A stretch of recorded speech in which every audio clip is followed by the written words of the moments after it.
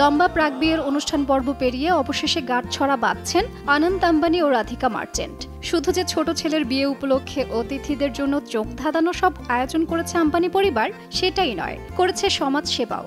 এ যেমন গণবিবাহ, ভান্ডারা খোলা সহ আরো অনেক কিছু। একই সঙ্গে মালিকের ছেলের বিয়ে উপলক্ষে রিলায়েন্সের কর্মীদের পাঠানো হয় বিশেষ উপহারও।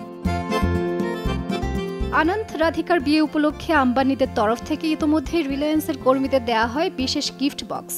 আর সেই গিফট বক্সের ছবি একাধিক কর্মীরা তাদের সোশ্যাল হ্যান্ডেলে শেয়ার করেছেন।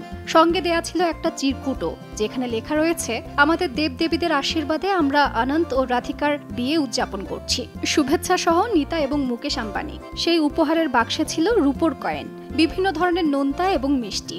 আর এই ছবিগুলো শেয়ার করেছেন রিলায়েন্স কর্মীরা।